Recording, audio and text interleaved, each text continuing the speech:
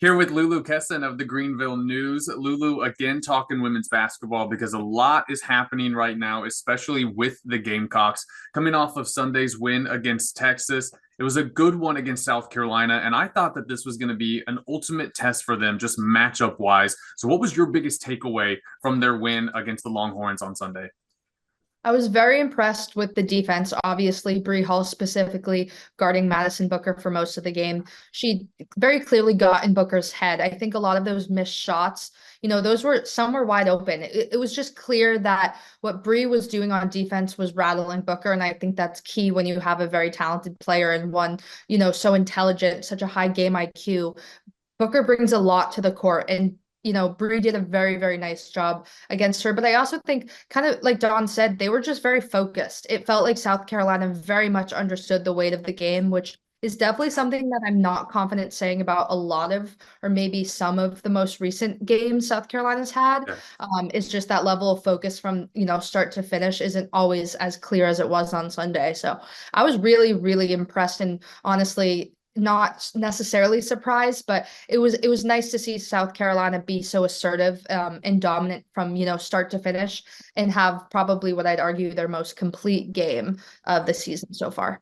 We also saw some big time performances, and I know we talked a lot about Raven and Bree after the game and they are two veterans who have been in so many big game situations. But this really felt like a breakout moment for Sanaya Fagan. She's someone that we have watched for the past 3 years come off the bench and really learn from some of these great post players. This season, she's had some good performances, but this really felt like she was in there impacting the game on a high level. Just what did you see from Fagan on Sunday that kind of makes you, as you look forward, think, okay, is she going to be a huge player for this team as March approaches? Absolutely. And I think in the even right when Ashlyn Watkins got injured, and a lot of Don Staley's message was, we don't need them to do anything different. We just need to play their game, our players to play their game. And I think Fagan kind of really took that to heart. I don't think that there was any drop off in terms of talent from Watkins to Yeah. Fagan. I think obviously if you play for South Carolina, you're a top tier basketball player. So with Fagan, I was just kind of looking for her to play her game, which I think was kind of missing, especially as of late. But I saw just second chance effort, a lot of just game recognition. I think she did a really good job helping off Booker by also not letting, Texas had some height. So not allowing some of their taller players to get, easy buckets, helping too much off of hers to help Bree with Booker. So I just thought she played, her effort was there, but she played a very smart game, and it felt like she really understood the scout, and that was very transparent in my opinion. One thing that Don said after that I thought was really interesting was that the players they wanted the nation to think they were contenders, and I think we all already thought of them as contenders, but I think maybe after the UCLA game, maybe the players thought, okay, no one's actually really taking us that seriously because that game wasn't close. This has really probably been their toughest matchup since that UCLA game. Do you think that loss was on their minds and that was motivation to not only win but to do it in a way that kind of made everyone say, okay, South Carolina is still at the top as the tournament approaches?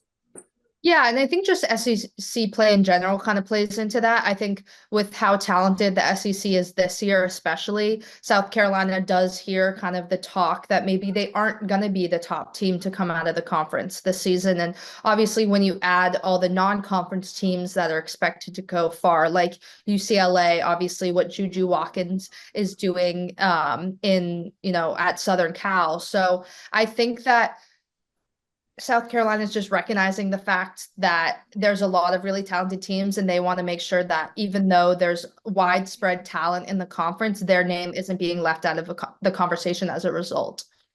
After the game too, Vic Schaefer and Don Staley have had so many battles over the years, and I think Vic Schaefer is one of the best coaches in this game. He's won so many games, but also I think he's very honest, and he was really honest in the press room after and gave so many compliments to the South Carolina team. Just what was kind of something that stood out from what Vic said about this team that really stood out to you afterwards?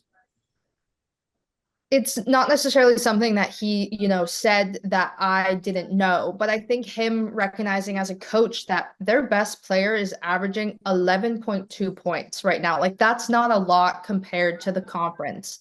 And so you really do, as an opposing coach, like it's very easy from especially my perspective as a writer who's looking at all these South Carolina stats and being like, oh yeah, haha, like a team has to scout for all these players. It's like, no, when you're an opposing coach, you have to scout for all these players. And that takes time. That's a deep and kind of often difficult scout to make and to understand. And it's quick. These games Thursday, Sunday. So I think Vic kind of acknowledging that like he didn't have his team ready. And this is a team that you really have to be ready to play. That's what stuck out with me most from what he said. And I think too, this was a game in which when South Carolina is at their best and they have all this depth, you really do have to put a full 40-minute effort into it. And if there is any kind of letdown, South Carolina, when they are on their A game, makes you pay for it. And did you think that Texas kind of struggled with just keeping up with that depth, especially as they got into foul trouble?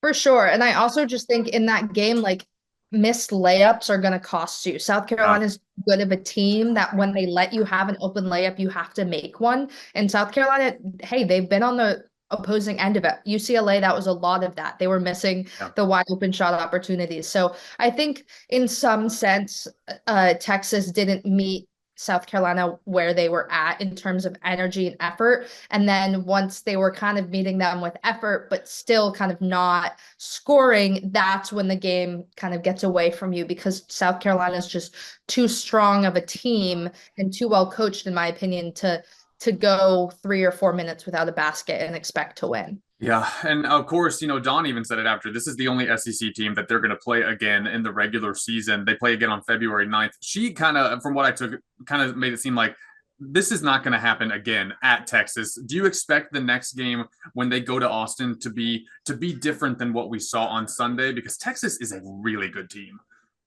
Absolutely. And I think especially with Madison Booker, like you don't miss those layups consistently twice. And Yeah.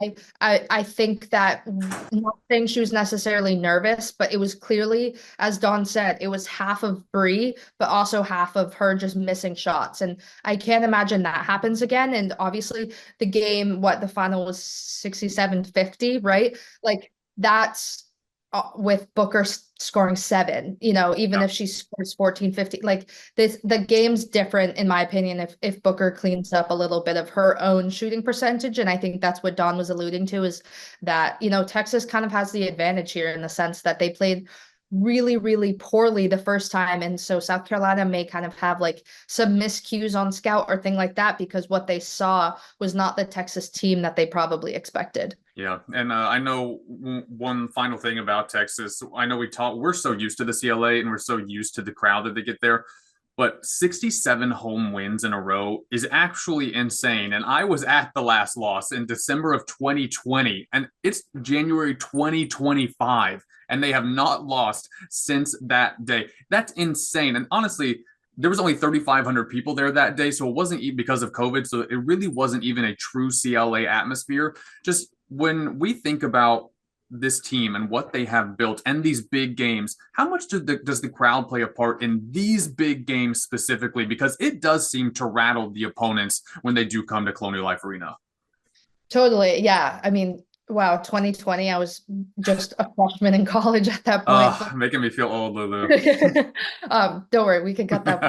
But I think with the Colonial Life in general, like I think of what Tessa Johnson said about playing in LSU, and she was like, I kind of loved getting booed. Like, I just think that speaks to the fact that South Carolina, when they're on the road, they can weather the storm.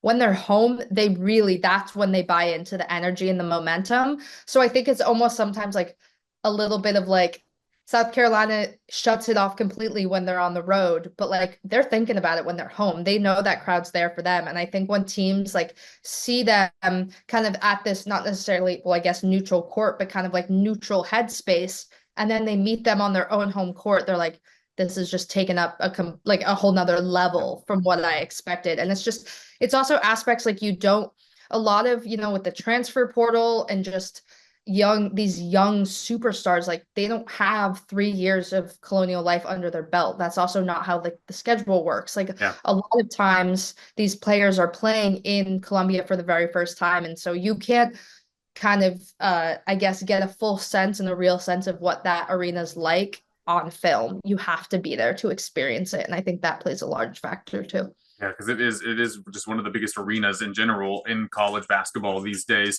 And finally, I know everyone's kind of thinking about LSU next Thursday, but South Carolina is not right now because the schedule this week is still very hard. They take on Alabama down in Tuscaloosa, and then they're going to play Oklahoma here on Sunday. Two really good teams, two teams that have won a lot of games.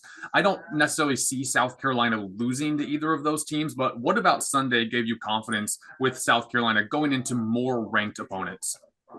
I think even though that the final score or even the score at times was kind of a large lead for South Carolina, it did feel like a close game in some Yeah. ways. And so that gave me confidence going into obviously especially LSU, but that's a next week's problem. But sort of just thinking about what Oklahoma and what Alabama may bring in terms of competitive spirit. Like Oklahoma is obviously a very talented team, first time ever playing them as they're in the SEC, and then going to Alabama on Thursday, you're in someone else's arena. So I think South Carolina's just ability to stay very calm and kind of ride the waves of a competitive SEC game that impressed me and kind of gave me the confidence looking at this week, considering that, like you said, two very talented teams. Yeah.